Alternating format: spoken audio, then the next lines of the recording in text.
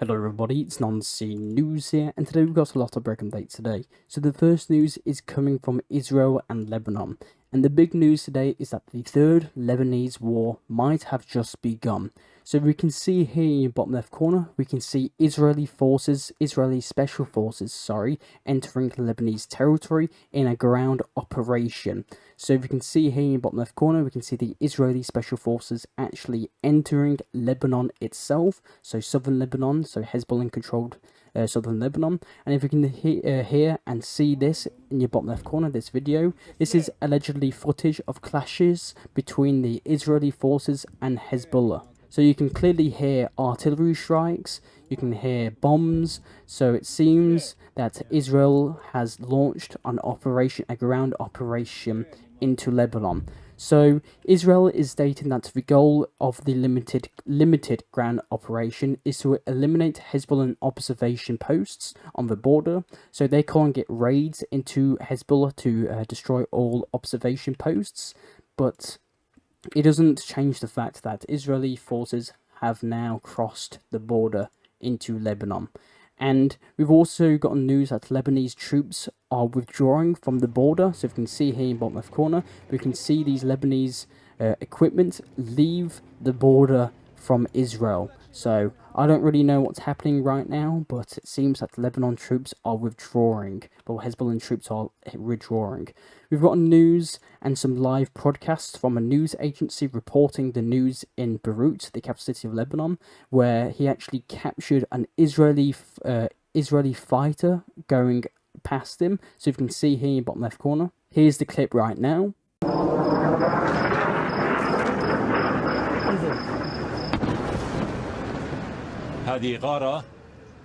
So within that clip, you can clearly hear an Israeli jet go by.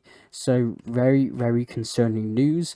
France has already sent a warship to the shores of Lebanon in case its citizens need to be evacuated from the country, the French General Staff has noted. So a French warship is arriving in the Lebanese shore to evacuate its citizens. We've also got news coming from the Joseph Borrell, the Vice President of the European Commission. He urges Israel to refrain from invading Lebanese territory to avoid worsening the humanitarian situation. So if you can actually see here in the bottom left corner, we've got more clips, more videos of Israeli tanks mounting on the border. So it seems that a ground invasion is going to, a serious ground invasion is going to start. So we've also got news coming from the Turkish President Erdogan. He calls for action if the UN Security Council can't stop the Israeli attacks on Gaza and Lebanon. So very big news, and that's all the news I actually have for Lebanon right now, but very concerning news coming out of that. Now let's turn our attention to Russia. We've just got news that the Russian military has just signed a draft to conscript 133,000 people to call up. So Russia's defense ministry calls to enlist 133,000 young men for mandatory military service this fall and winter, according to the decree signed by President Vladimir Putin on Monday. So if you can see here in the bottom left corner, this is the actual document that was signed. So Russia has just called another 133,000 people to join the army, drafted to do mandatory military service. So along with the 150,000 men drafted earlier in the year, the Russian military have conscripted over 283,000 men by the end of 2024 so far. So, very big news. We've also got news that Russia celebrated yesterday on September the 30th. Russia celebrates the Day of Unity of the Donetsk People's Republic and Luhansk and the People's Republic of the Zaporozhian region and the Kherson region of the Russian Federation. So on September the 23rd to September the 27th, the referendums of these regions joining the Russian Federation was approved. So this is what you can call, Russia's anniversary of these regions joining the Russian Federation. And Putin actually did a speech about this. So he stated that Russia did not abandon its brothers in the Donbass. The lying Western elites have turned Ukraine into a military colony. That's what Putin stated. So, Putin congratulates Russia's new former Ukrainian regions on the anniversary of their, he states, reunification with the motherland. And over 3 million square meters of housings are planned to be built in the Russian regions, new regions, in the coming years, stated Putin as well. So big news when talking about Putin and Russia. We've also got news that Putin has reportedly been rushed to a Kremlin unexpected emergency meeting. So we can see here in the bottom left corner, we can see a big emergency meeting and an unexpected emergency meeting that's being held right now. So I don't know what is going on right now. I've just gotten this clip right now. So it seems that Putin reportedly returns to the Kremlin to hold an unexpected emergency meeting. So I will probably get more news of that. And one of the biggest updates today is coming from the Arctic and near the Alaskan region. So Russia's Siberian Arctic region and the Alaskan region. So the US Aerospace Defense Command has just released footage of a Russian Su-35 fighter jet intercepting an American F-16. So this is the video that the Americans published. So you can see the F-16 seems to be intercepting or escorting a bomber when a Russian Su-35 jet came out of nowhere. So the American Air Force called this maneuver very unprofessional. So very big news, and I'll keep you updated if anything else happens there. We've also got news coming back from Europe, coming from the Russian-Norwegian border. So we've got news that Norway plans to build a fence on its border with Russia, according to TV and radio company YLE. Norway's Minister of Justice stated that the country is considering erecting a fence to stop the flow of refugees if it begins. So apparently Norway might be building a fence on Russia's whole border with Norway, which isn't that big, so it wouldn't be that hard to do, but very interesting news nonetheless. Now let's head to Ukraine. So we talked a little bit about the nuclear doctrine, Russia's nuclear doctrine. So Zelensky actually responded to Putin's new nuclear threats. So Zelensky stated that he loves life and should fear using it. He said that nobody knows what's in Putin's head. He could use nuclear weapons against any country at any time, or maybe not. I'm not sure if he will. I'm sharing with you what I think, but I'm not Putin, thank God. I can't know for sure because he's not always rational. Any rational person wouldn't just invade Ukraine and do what he has done. So, Zelensky has stated. We've also got news that Denmark will invest over $628 million in Ukraine's defense industries. The funds will come directly from the Danish government, as well as from revenues generated from frozen Russian assets that were seized. And with this $600 million from the Danish government, Ukraine has had help reviving its production, its military production. So if you can see here in the bottom left corner, the Ukrainians just released images of the Ukrainian 155mm self-propelled guns, 2 C-22 Bodana, the production of which was financed by Denmark. So it seems that the Ukrainian military production seems to be increasing somewhat. We've also got news that Japan is focused on supporting Ukraine in financial, humanitarian, and technical and military areas, but only with non-lethal weapons and equipment, said Japan's ambassador to Ukraine. So Japan won't be sending any lethal force to Ukraine. So now let's head to Zelensky, where we've got news that Zelensky visited the Baba Yar in Kiev, the site of one of the largest mass shooting of Jews in German-occupied Europe.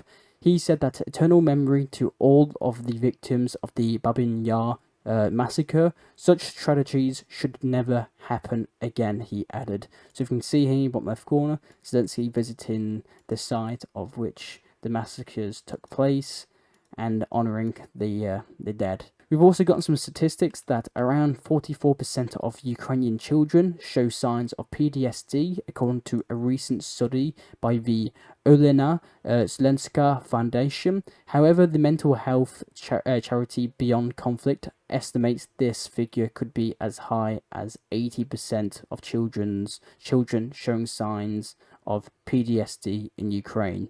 So, very sad news, and I'll keep you updated if any more news of that comes in. Now let's head to Belarus, where we've got news that the Belarusian armed forces will begin an inspection on which it will try and check the readiness of the Air Force and Air Defense Forces, the country's defense ministry stated. Now let's head to Germany, where we've got news that the German economists expect GDP to fall by 0.1% instead of growing. The main reasons are decarbonation and other factors, and an increasing competition with Chinese countries and high energy costs. The next news is coming from the Austrian Freedom Party, which just recently won the parliamentary elections, which is a right party in the political spectrum. But the Austrian Freedom Party, which opposes anti-Russian sanctions, takes first place in the parliamentary elections with 29.2% of the vote. This was reported by the Austrian Ministry of the Interior, citing parliamentary results. So very interesting news. We've also got news coming from Croatia that, according to the Croatian Prime Minister, he stated that Putin's war has just become a key driver of EU expansion, the Croatian Prime Minister stated. We've also got news coming from NATO, and more specifically coming from Stoltenberg, the head of NATO. He stated that NATO has no record of any changes in Russia's nuclear doctrine that would require any changes from the alliance, Jens Stoltenberg stated. According to him, NATO members should not refuse military assistance to Ukraine due to Putin's nuclear threats. Now, the last news coming from Europe is coming from Finland, where we've got news that the Finnish Parliament building has yet to fully be cleaned of the red paint sprayed by climate activists. So we covered this a couple of days ago, that climate activists actually came outside of the Finnish Parliament building and sprayed a bunch of paint on it. So 2 days later, the paint is still there, and it's yet to be fully cleaned. The next news is coming from Egypt, where we've got news that the Egyptian Suez Canal revenue is down by $6 billion. So this is the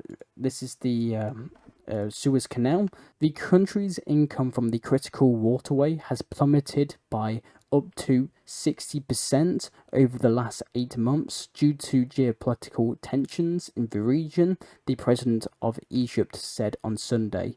So the Suez Canal's revenue is down by $6 billion due to obviously the Houthi strikes on shipments going through the Red Sea. We've also got news when talking about the Houthis. We've got some news that the Houthis have yet shot down another MQ-9 American Reaper drone, which makes it, I'm pretty sure, the 11th MQ-9 Reaper drone that's shot down so far. So if you can see here in the bottom left corner, the Houthis are stating that this is another MQ-9 American drone.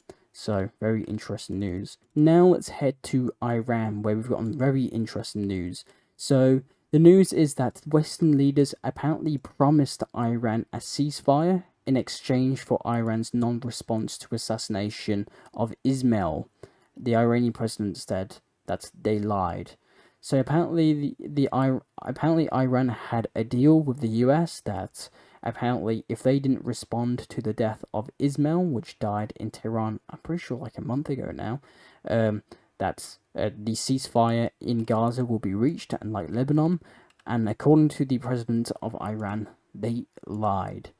The next news is coming from the Azerbaijan and Armenian border, where the Azerbaijani Defense Ministry claimed that Armenian forces had fired on Azerbaijani troops in this exact area here, this exact settlement here. So this is according to the Azerbaijani Defense Minister, that he reports that Armenian troops fired upon Azerbaijani troops in this direction here. We've got news now coming from the Afghanistan and the Pakistan border here in this exact region.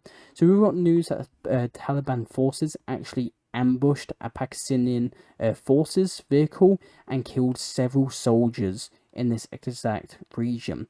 So I'm not sure if I'm actually allowed to show this video on YouTube, but I will just explain it to you if I'm not allowed to show it. So we can see the Taliban armed with M16A4 assault rifles. So these are US NATO weapons that were acquired by the Taliban due to the withdrawal from Afghanistan, and they have actually ambushed a Pakistani vehicle that was carrying Pakistani soldiers and apparently killed 7 soldiers as a result of this ambush.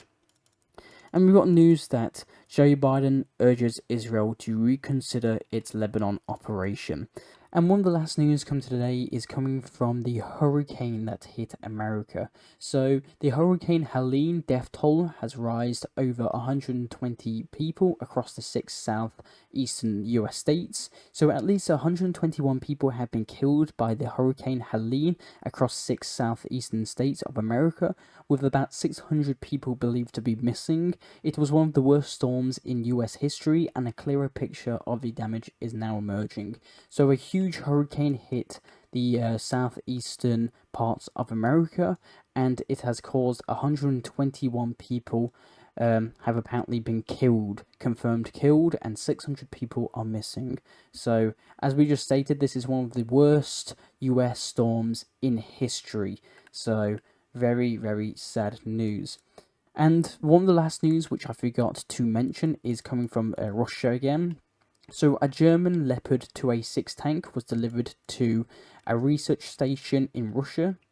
Experts will conduct an analysis of the tank's components, systems, and assemble in order to assess the actual military technical level of the various systems and the captured vehicle itself. So we've got news that Russia is now researching the Leopard 2A6 tank. So very interesting news. And that's all the news I actually have for you today. I am Non-C News. I'll try and provide you news that medias around the world do not show you. I do these videos hopefully daily, so consider subscribing and liking. Thank you very much for watching, and I'll see you all later. Bye.